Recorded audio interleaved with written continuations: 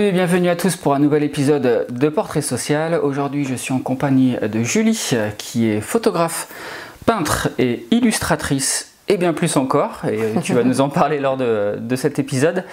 Alors salut Julie, est-ce que tu peux te présenter s'il te plaît?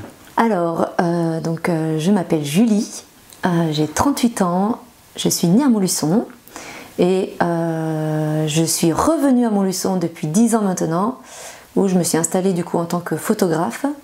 Donc j'ai un studio photo là où j'habite et je propose du coup en photo donc des séances photo en studio, des reportages à domicile et de l'événement, donc principalement du mariage. Et je bosse aussi pas mal sur des projets qui me tiennent à cœur. Au niveau de photographique, voilà. On va en parler, t'inquiète pas. Alors on va commencer par le début. Comment t'es venue ta passion pour la photo? Alors ça fait très longtemps que je fais de la photo. J'ai commencé à faire de la photo quand j'avais 15 ans. Donc mes parents, j'adorais déjà faire de la photo, donc mes parents m'ont offert mon premier réflexe argentique, donc avec pellicule. Et donc je faisais beaucoup de photos et puis j'ai fait beaucoup d'art d'une manière générale. Depuis que je suis enfant, et puis du coup je me suis pas mal tournée vers la photo pendant mes études.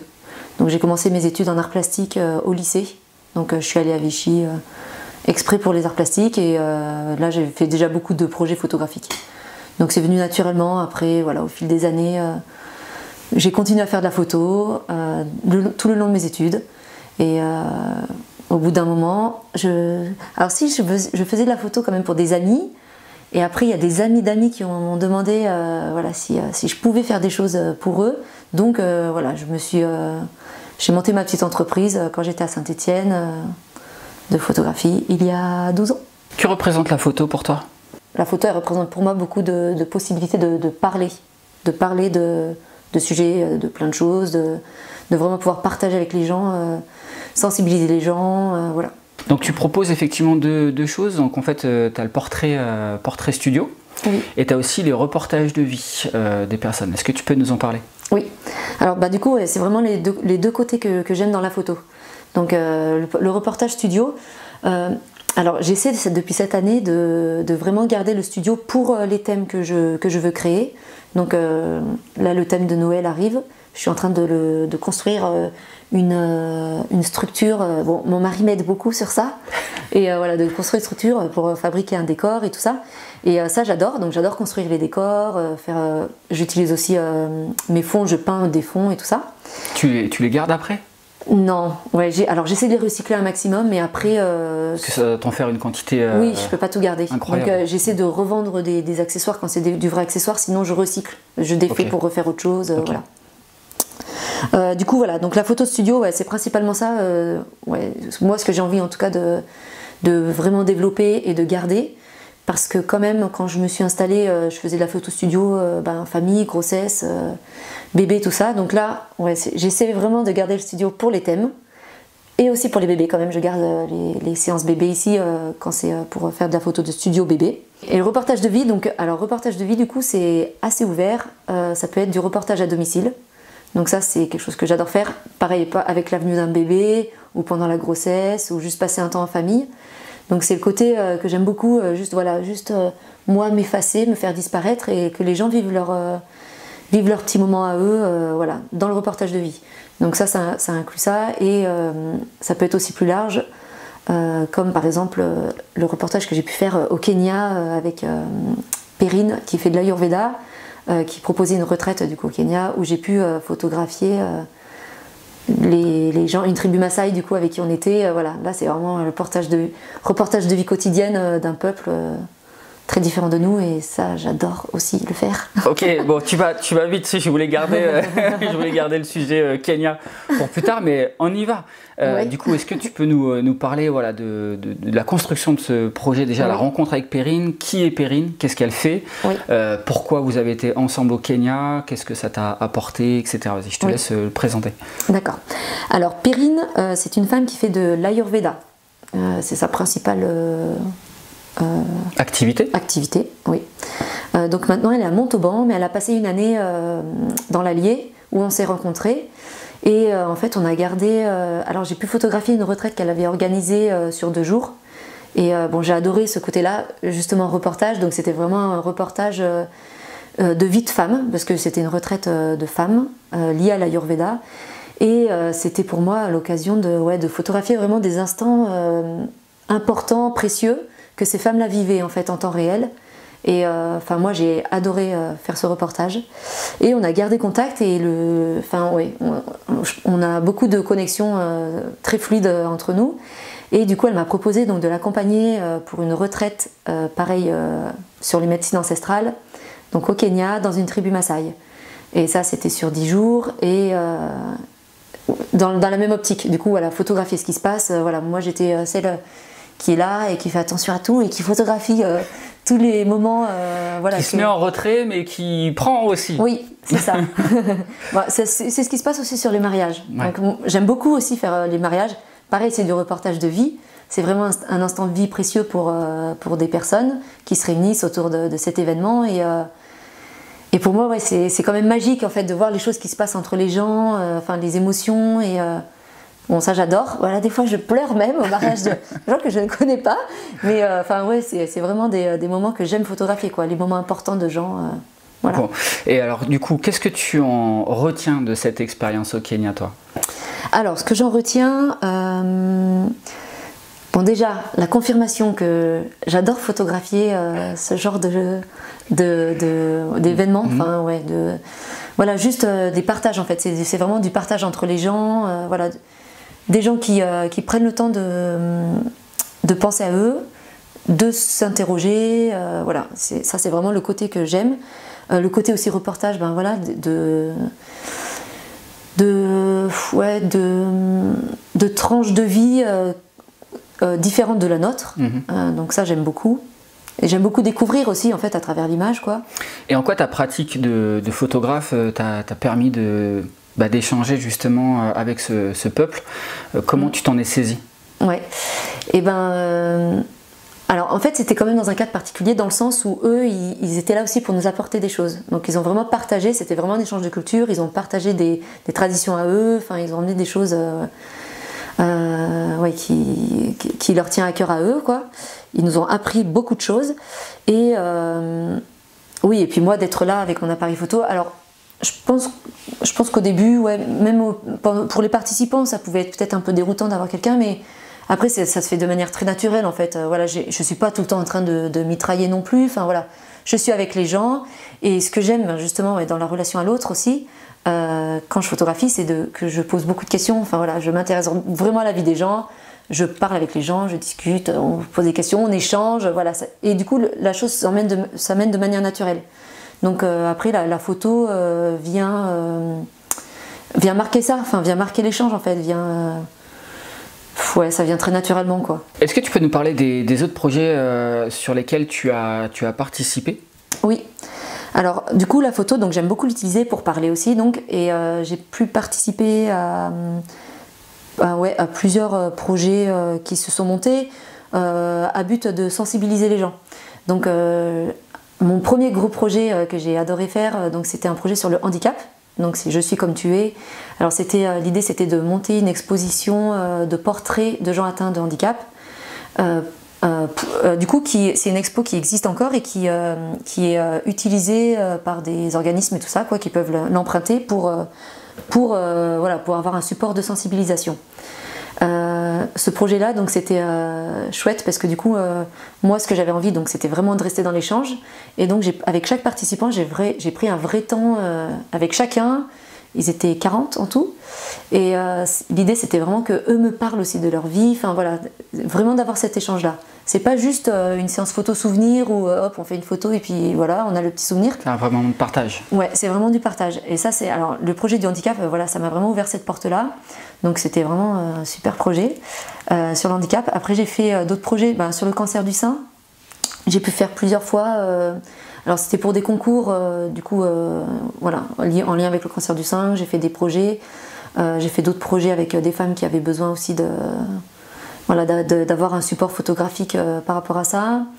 Je suis en train de monter un projet en lien avec le cancer du sein aussi avec un tatoueur qui proposerait du tatouage du coup sur cicatrice et d'avoir justement un shooting photo après pour aider la personne à s'accepter dans son nouveau corps et tout ça.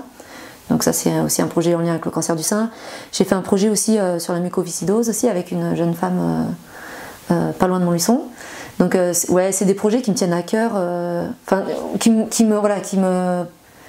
portent parce que je sais que c'est des choses qui sont importantes et il faut parler de ça. Donc moi j'ai envie d'utiliser la photo pour parler de ça.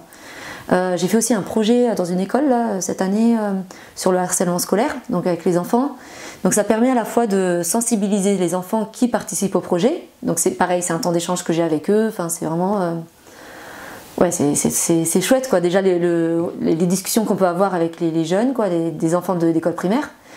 C'est aussi eux voilà. Alors comment toi tu vois ça? Qu'est-ce qu'on pourrait en faire? Et comment on emmène aussi l'image derrière ça? Et après, voilà, c'est aussi utiliser du coup les images qui sont faites pour sensibiliser, voilà, à travers des expos, à travers du visuel, quoi. Donc, je pense à ces projets-là. Est-ce que le support photo peut être une forme de support pour une thérapie? Oui, tout à fait. Alors, moi, j'adore ce côté-là, justement, de faire des séances photo à visée thérapeutique. Donc, je ne suis pas thérapeute, mais je sais que la photo peut être utilisé pour justement avoir plus de confiance en soi, s'accepter dans son image, dépasser aussi une épreuve difficile quoi, qu'on a pu rencontrer dans sa vie, voilà, poser quelque chose de manière symbolique dans l'image par rapport à des difficultés qu'on rencontre. Voilà. Quels sont tes projets actuels et à venir? Du coup, on est en train de travailler sur un spectacle avec nos enfants. En fait, on fait instruction en famille avec nos enfants déjà, donc on a beaucoup de temps avec nos enfants. On va y revenir juste après. On va y revenir après. Et du coup, donc là, on est en train de préparer un spectacle en lien aussi avec un autre projet qu'on est en train de travailler. Sur, en gros, voilà, c'est un spectacle. En gros, c'est un conte visuel. Donc, on est en train de réaliser de A à Z avec nos enfants. L'idée, ça serait de le présenter du coup, en tant que spectacle dans des salles et tout ça. Et voilà, et sur plus long terme, de partir en itinérance pour présenter ce spectacle avec une autre famille qui a aussi un spectacle familial et de partir en itinérance, jouer notre spectacle dans des villages. Ouais. Comment il est né ce projet en famille? C'est quand même atypique. Oui, alors le spectacle ou... Le projet, ouais, ce projet de spectacle et d'aller se produire sur les routes ou dans des lieux différents. Oui. Alors, déjà de voyager, que ce soit d'une manière ou d'une autre, ça nous a toujours animés avec mon mari. Enfin, c'est toujours quelque chose qu'on a aimé. Voilà, aller à la rencontre des gens, voyager, découvrir d'autres horizons. Voilà, c'est quelque chose qui nous anime. Et l'itinérance, c'est quelque chose auquel on avait aussi beaucoup pensé. Même avant d'avoir les enfants, enfin voilà, cette idée de faire d'itinérance, c'est quelque chose qu'on aime beaucoup comme mode de vie. Pas mode de vie général, mais voilà, d'avoir des périodes où on fait autre chose dans notre vie en fait que de rester là où on est. Et c'est né assez naturellement parce qu'on aime beaucoup faire du spectacle, donc mes enfants aussi adorent faire des spectacles, voilà, donc on s'est dit nous aussi on aime bien, donc on avait envie de faire un spectacle ensemble en famille, et on aime l'art d'une manière générale aussi, donc le côté artistique, mettre en chose du visuel artistique sur scène, ça nous parle beaucoup aussi. Alors comment s'est passée l'écriture de ce projet justement? Oui, alors l'écriture du projet quand même à la base, c'est un livre que mon mari a écrit l'année dernière, et le projet de base c'est quand même un livre d'illustration qu'on a envie de faire tous les deux. Donc mon mari aime beaucoup écrire, il écrit aussi de la musique et tout ça, et moi je fais aussi beaucoup de dessins, et en fait on voulait écrire un livre tous les deux, monter un projet éditer un livre d'illustration ensemble. Donc il a écrit une histoire et c'est sur cette histoire-là en fait qu'on a basé notre spectacle pour les enfants. Donc c'est l'idée de reprendre ce livre-là pour l'adapter en spectacle. Ok. Tu parlais tout à l'heure que tu faisais donc l'instruction en famille. Oui. Alors est-ce que tu peux nous en parler? Pourquoi ce choix? Oui. Alors, ça fait 5 ans qu'on fait l'instruction en famille avec nos enfants. Donc nos enfants sont allés à l'école avant. pareil, c'est un projet auquel on avait déjà pensé avant même d'avoir des enfants. Enfin voilà, c'est quelque chose qu'on aimait beaucoup comme mode de vie en fait, voilà, de vraiment partager en famille la vie. Quand mon fils est rentré au collège, donc en 6e, ça s'est pas très bien passé. Donc, pour lui, du coup, il se mettait beaucoup de pression, voilà, pour arriver à l'école. Il fallait surtout arriver à l'école, surtout bien travailler. Alors que c'est drôle parce que nous, on n'était pas du tout dans cette idée. Il n'y avait pas tellement d'exigences scolaires. Non, pas du tout. Donc c'était assez rigolo. Et notre fille, elle est comme ça aussi, la deuxième. Donc là, on savait que c'était le moment en fait. On s'est dit, bon, allez, on arrête là. Donc il a fait 2 mois en 6e. Et on est allé jusqu'aux vacances d'octobre quand même pour réorganiser notre vie. Et puis du coup, on a commencé l'instruction en famille avec lui. Les filles ont suivi par la suite. Et voilà. Du coup, on a demandé aux filles en fait si elles voulaient aussi. D'accord, ok. Ça s'est fait de façon assez naturelle en fait. Et tu dis un truc d'intéressant, tu dis on a réorganisé notre vie. Oui. Du coup, comment vous organisez votre vie entre vos activités professionnelles et l'instruction en famille? Oui. Alors, depuis qu'on a des enfants, donc mon plus grand a 16 ans, on a eu nos enfants assez jeunes. Donc moi j'étais encore étudiante du coup. J'avais 22 ans quand j'ai eu mon premier enfant. Et depuis qu'on a des enfants, notre priorité ça a toujours été d'organiser la vie autour des enfants. Donc on savait qu'on allait avoir plusieurs enfants. Et la priorité ça a toujours été être là pour les enfants. Donc on s'est toujours organisé en fonction d'eux. S'il y en a un qui travaillait plus qu'un autre, voilà, c'est lui qui prenait le relais. Enfin voilà, on s'est toujours organisé. On a toujours travaillé à notre compte. Du coup, ça simplifie aussi ça. L'idée de travailler à son compte, c'était aussi de pouvoir justement gérer nos agendas un peu comme nous on voulait. Donc voilà, ça se fait de manière assez naturelle. Notre vie se réorganise à peu près tous les 3 mois, je pense. C'est ce que j'allais te demander justement, s'il y avait, tu vois, par exemple, des semaines identiques, sur des cycles, tu vois, comment ça se construit en fait. Et alors c'est vrai que selon les besoins, les envies, les projets qui émergent et tout ça, on se réorganise assez facilement. Donc, réunion de famille. Oui, alors voilà, réunion de famille. Alors du coup là pour les prochains temps, on va faire comme ça parce qu'on a envie de faire ci ou ça. Voilà, on se réorganise. Et toujours, c'est toujours autour des enfants. De toute façon, voilà, c'est forcément l'instruction en famille. On a quand même des temps fixes de l'instruction en famille, donc c'est les matins. Voilà, donc soit mon mari, soit moi. On fait vraiment tous les deux. Et voilà, selon l'un ou l'autre qui a un projet qui prend plus de temps ou plus de travail, etc., on réorganise tout ça. Mais voilà, on réfléchit souvent en fait. Souvent on remet en question notre emploi du temps et hop, on se redit bon, peut-être que là on va refaire comme ça, plus comme ça, enfin voilà. Et là je suis en pleine réorganisation parce que je veux inclure d'autres choses que la photo dans ma vie. Un peu plus, donc voilà, j'essaie de recadrer un peu quand est-ce que je fais de la photo, quand est-ce que je suis avec les enfants, quand est-ce que je peux faire autre chose, voilà. Ok, comment ça se passe tu vois, est-ce qu'en début d'année, tu reçois le programme de la part de l'Éducation nationale et que tu dois suivre sur l'année scolaire ou pas? Enfin voilà, comment ça se passe sur le suivi des études des enfants? Ouais, alors en fait... on est contrôlé une fois par an. On a une inspection académique en fait chaque année pour chaque enfant. Comme un prof quoi, classique. Oui, comme un prof, ouais. À part que là, c'est tous les ans quand même. Ouais. Donc chaque année, voilà, chaque enfant, du coup, alors pour les plus grands, on va à Moulins, au centre qui est sur Yzeure, à la direction départementale. Donc on est inspecté là-bas. Alors c'est plus un échange du coup. Là-bas ils sont très cool. Enfin c'est vraiment de l'échange. Donc ils parlent beaucoup avec les enfants. On emmène toutes nos affaires, tout ce qu'on a pu faire depuis le début de l'année, pour montrer quoi, ce qu'on fait à la maison, ce qu'on voit, ce qu'on découvre. Voilà, les enfants partagent avec les inspecteurs. Donc voilà, chaque année il y a cette inspection. Et l'inspection, du coup, elle est validée ou pas. Du coup, voilà, si eux estiment que l'inspection est...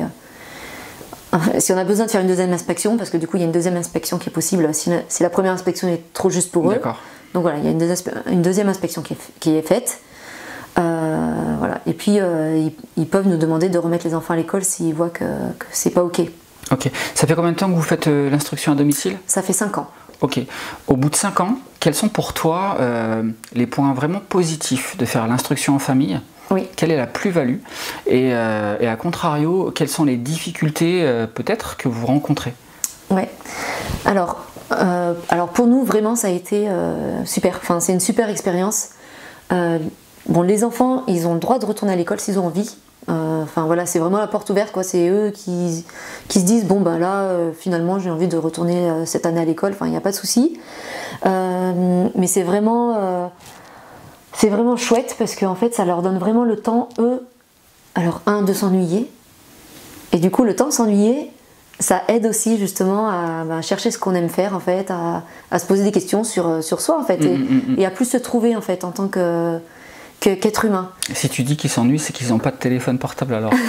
Non, alors mon grand a 16 ans et ça fait même pas un an qu'il en a un. Sinon, ils ont un téléphone à plusieurs pour les trajets parce qu'ils font des activités. Ouais. Donc, mais sinon. Mais oui, je pense que c'est volontaire et que voilà, il y a un travail plus tourné vers la culture ou vers l'ouverture plutôt que. Oui. Et puis en fait, ça n'a pas été, ça a pas été compliqué de gérer ça non plus. Ils sont pas non plus demandeurs de téléphone et tout ça. Ok. Qu'est-ce qu'ils en disent, notamment celui qui a plus connu le système scolaire classique? Oui. Quel retour il vous en fait, lui, de cette expérience-là? Lui, il est vraiment content. En fait, lui, il a jamais vraiment aimé l'école, donc ça s'est toujours bien passé parce que voilà, l'école se passe, quoi. Et maternelle, primaire, bon, c'est quand même une ambiance quand même assez famille, sécurisante. Mais lui, oui, enfin, pendant toutes ces années collège, là, du coup, lui, il a fait donc tout le collège en instruction en famille. Oui, ça lui donnait pas du tout envie de retourner à l'école, quoi. Enfin, vraiment, en fait, il a du temps pour lui et pour faire des choses qu'il aime vraiment. Parce que bon, c'est vrai, quand on est à l'école, il y a beaucoup de choses qu'on n'aime pas. Alors, moi, j'adorais l'école, donc il faut quand même que je le dise. Moi, j'ai beaucoup aimé l'école. Mais je sais que voilà, beaucoup de personnes ont souffert juste d'être assis en train d'écouter quelqu'un parler de choses qui ne les intéressaient pas du tout. Alors ça, je peux rentrer aussi justement dans le côté un peu les contraintes, enfin les difficultés en école à la maison. Et ben par exemple, ils se revendiquent. Donc ils revendiquent leur fait de oui, je n'aime pas les mathématiques, tu le sais. Alors pourquoi tu me fais faire des mathématiques? Donc voilà, il y a ce côté-là à gérer aussi, parce que voilà, il y a des choses que clairement ils n'aiment pas. Et on négocie plus avec le parent qu'avec le professeur. L'école, il ne se permettrait pas de faire la grève. Donc il y a ce côté-là à gérer, en se disant bon, oui, on sait que tu n'aimes pas, que tu détestes ça, mais il faut le faire, avoir un minimum de base. Après, voilà, quand même, dans l'instruction là qu'on donne, on est quand même assez libre. En fait, on n'a pas de programme imposé. On fait vraiment comme on veut. Okay. Alors il y en a qui peuvent avoir le programme, mais c'est quand tu t'inscris au CNED en fait. Là du coup tu as vraiment un suivi. Mais sinon tu as 10 000 manières de faire l'école à la maison. Et nous vraiment notre envie c'est de se poser des questions sur leur envie à eux. Et donc de vraiment essayer de trouver des centres d'intérêt qui leur plaisent à eux, de faire des projets qui sont en lien avec ce qu'ils aiment, ce qu'ils ont envie de découvrir. Et donc on fait pas vraiment des leçons hyper formelles. J'appelle plutôt moi les temps découvertes. Donc souvent on part sur un thème, sur un pays par exemple qu'on va découvrir, et autour de ce pays, du coup on aborde toutes les différentes matières en fait. Exactement. Okay. Donc si tu dis que tu n'as pas de programme, est-ce que tu as au moins des supports ou vraiment tu n'as rien? Si tu as des supports. Par contre j'ai quand même des supports que je trouve sur internet. Donc il y a des gens qui font instruction en famille, qui partagent les supports qu'ils fabriquent. Puis, mais en fait c'est du lien de parent à parent, mais t'as pas de support qui vient de l'éducation nationale en fait. Non, j'ai pas de support qui vient de... Non, c'est moi, j'ai mes propres ressources du coup, que je trouve sur internet. Puis il y a des super outils. Sinon, non. Alors, si, il y a quand même le support de l'éducation nationale qu'il faut vraiment, sur lequel il faut vraiment s'appuyer, c'est le socle commun. Du coup, mais socle commun d'apprentissage qui est lié aussi aux écoles en fait. C'est toutes les bases de ce qu'on est censé avoir acquis ou au moins avoir vu avant 16 ans, quoi. Ok. Est-ce que l'instruction à domicile a un coût financier? Alors oui, parce que du coup... Oui, quand même, parce que en fait, nous sommes les seules ressources, on va dire, officielles de nos enfants, et du coup, oui, on se doit d'avoir tout ce qu'il faut au niveau matériel, donc que ce soit du matériel pédagogique, artistique, tout ce qu'on a envie de voir. Du coup, on est forcément obligé d'investir là-dedans. Alors, pour nous, ça a un coût dans le sens où ils font du coup plus d'activités extrascolaires que quand ils étaient à l'école. Du coup on essaye justement qu'ils aient un maximum d'activités à côté, quoi. Enfin, donc de la musique, du sport. Bon, c'est la fameuse question, à mon avis, que tout le monde te pose. Donc je te la pose. Mais comment ils font pour avoir des copains? Oui. Alors, comme ils sont allés à l'école, déjà, ils ont quand même gardé le lien avec des copains de l'école. Ok. Donc, ce qui est cool, c'est que justement, ce lien pour nous, il est renforcé parce que c'est vraiment un échange de... Voilà, quand ils se voient, c'est vraiment hors école et c'est vraiment passer du temps, un week-end chez l'un, un week-end ici, les copains viennent à la maison, enfin voilà. Et ils en disent quoi justement, les copains? Oh, t'as de la chance de rester à la maison. Oui, En fait, c'est quoi la vie des copains ou des parents des copains? Oui, il y en a. Alors, on a des amis qui même nous disent bon à cause de vous notre enfant va faire école à la maison, donc non oui il y a quand même ce côté là les copains peuvent se dire ça, mais il y en a qui non, il y en a qui se disent oh, moi je ferais jamais ça, je peux pas rester chez moi avec mes parents, il y a les deux. Il y a les deux, ouais. Et du coup donc sur quelles activités ils sont inscrits tes enfants? Alors j'ai mes 3 filles qui font de la musique au conservatoire. Donc ça inclut solfège, orchestre, apprentissage de l'instrument. Donc j'ai une fille qui fait du cirque, de la danse classique. J'en ai une autre qui fait du hip-hop, de l'escalade. Mon fils fait du parcours. Et j'en ai 2, j'ai 4 enfants, du coup je sais pas si je l'ai dit. Mais j'en ai 2 qui font les scouts aussi. Donc ça prend aussi pas mal de temps sur les week-ends et tout. Ok, mais ça doit être une organisation familiale monstrueuse entre les allers-retours. Oui. Ça doit être énorme. Alors maintenant ça va mieux parce que comme ils grandissent, du coup ils font pas mal de trajets quand même en vélo, tout seul, en autonomie. Donc c'est quand même plus gérable. Mais c'est vrai que oui, hein, ça reste l'aller-retour, aller chercher l'une ici, récupérer l'autre là-bas, retourner là-bas pour. Oui, c'est sûr. Hein. Je vois bien. Est-ce que tu aurais des conseils à donner à des parents justement qui voudraient se lancer ou qui se posent la question un petit peu comme vous voulez te poser il y a quelques années en arrière aussi? Voilà, quelles sont les informations que tu aurais aimé avoir avant de te lancer? Faire confiance aux enfants. Donc ça, je pense que c'est la base pour faire l'école à la maison. C'est vraiment faire confiance aux enfants, que eux ils vont savoir en fait. Ils vont savoir quoi apprendre, ils vont savoir juste apprendre des choses dont ils ont besoin. Parce que quand même c'est dur, comme nous on a été vraiment, l'école à la maison à notre époque ça n'existait pas. Donc tout le monde allait à l'école et point final. Et là il y a quand même de plus en plus de familles qui se lancent en instruction en famille.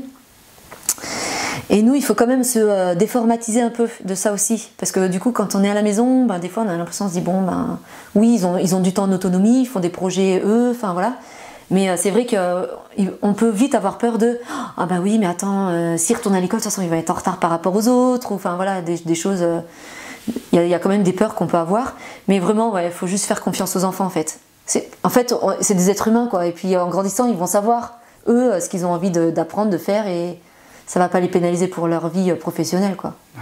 Alors justement vous avez un très joli projet en famille qui va bientôt arriver, est-ce que tu peux nous en parler? Oui.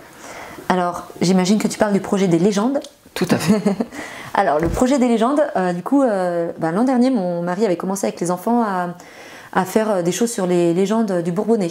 Donc prendre les légendes autour dans l'Allier, des légendes qui nous entourent. Et cette année, du coup, on se lance dans un projet vidéo en itinérance sur les légendes. Donc on part jeudi prochain pour notre premier projet légende et on va aller jusqu'à la forêt de Troncé en vélo. Donc l'idée c'est vraiment de faire d'itinérance à vélo, d'emmener le matériel pour camper, de tout faire sur place. C'est d'aller sur les lieux en vélo et de faire une mise en scène d'une légende. Du coup, il y a un tas de légendes à découvrir, je vous assure. En creusant le truc, on voit qu'il y a plein de légendes à découvrir. Et donc on veut mettre en scène en format vidéo cette légende-là, avec les enfants, donc tous les 6, on participe tous, on amène nos petits costumes, nos petits accessoires et on va mettre en scène la légende. Et l'idée c'est aussi de partager aussi sur place, donc dans les petites communes qu'on va aller visiter, de partager avec les gens, créer du lien. Voilà, exactement, ouais. Et créer du lien intergénérationnel aussi, que les enfants puissent aussi justement discuter avec des gens qui ont des vies différentes dans une ville différente, mais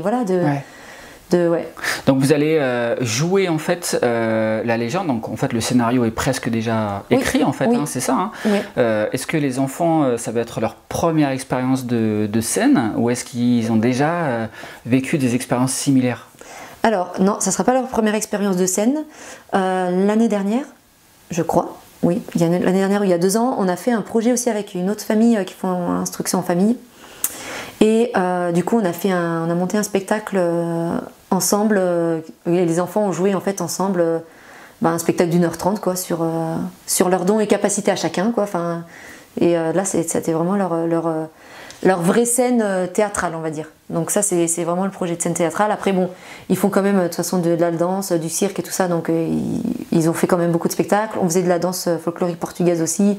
Donc là, pareil, voilà, la scène, c'était... Ils connaissent. Ouais, depuis longtemps quand même, ils sont habitués à la scène.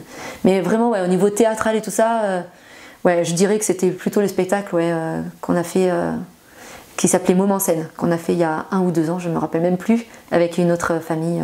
Voilà.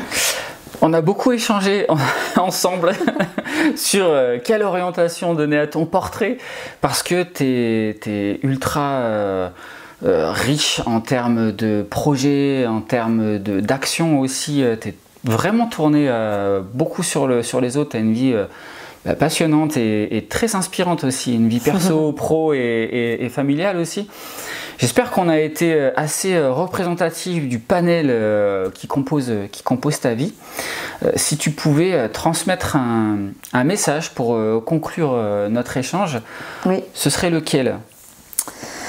Alors le message général. Le message général. Alors, le message général que j'essaie d'appliquer à ma propre vie, c'est vraiment de faire ce qu'on aime.